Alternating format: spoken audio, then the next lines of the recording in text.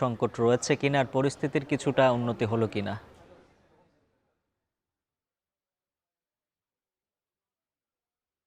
গত ৩ দিন ঈদের ছুটি থাকার ফলে আসলে পাম্পগুলোতে ডিপো থেকে তেল সরবরাহ বন্ধ ছিল। তবে আজকে সকাল থেকে শুরু হয়েছে। আমি যে পাম্পটিতে রয়েছি সেটি হচ্ছে নিকুঞ্জ ফিলিং স্টেশন। এটি খিলক্ষেতে অবস্থিত। এইখানে কিন্তু সকাল 11:30টার পর মোট ২টি লরি এসে পৌঁছেছে এবং সকাল 11:30টার পর থেকে কিন্তু এখানে তেল দেওয়া শুরু হয়েছে। কিন্তু একটু দুর্ভাগ্যজনকভাবে যেহেতু তেলের চাহিদাটা বেশিভাবে ব্যাপকভাবে বৃদ্ধি পেয়েছে এবং এই যে স্টেশনটিতে আমি রয়েছি সেখানে কিন্তু লাইন প্রায় ৩ থেকে ৪ কিলোমিটার পর্যন্ত বিস্তৃত এবং সবচেয়ে বেশি আসলে চাপটি রয়েছে বাইকারদের। এর ফলে আসলে হাতে ৪ থেকে ৫ ঘন্টা পরে আসলে এই তেল ফুরিয়ে যাচ্ছে এবং প্রত্যেকটি ফিলিং স্টেশনে আসলে একই অবস্থা এবং এই ফিলিং স্টেশনটিতে যারা কর্তৃপক্ষ রয়েছেন তারা বলছেন যে আর সর্বোচ্চ ১০ থেকে ১৫ মিনিট পর্যন্ত তারা টানতে পারবেন। এরপরে আসলে মাইকিং করে বলা হয়েছে যে এরপরে আসলে আর তেল সরবরাহ সম্ভব হবে না এবং যারা তেল প্রত্যাশী তারা হচ্ছে আগামীকাল আবার আসার জন্য বলা হচ্ছে এবং কর্তৃপক্ষ যারা বলছেন তারা বলছেন যে আসলে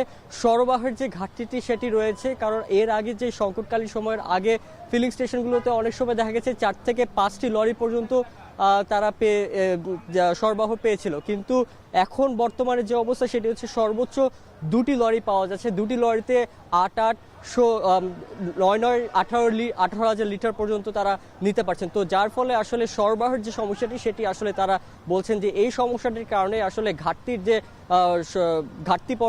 যে সমস্যাটি সেটি থেকে যাচ্ছে। তো উজ্জ্বল, আমার কাছে এই ছিল রাজধানীর খিলক্ষেত থেকে সর্বশেষ। ফিলিং স্টেশনগুলো থেকে তেল সরবরাহের খবর জানা।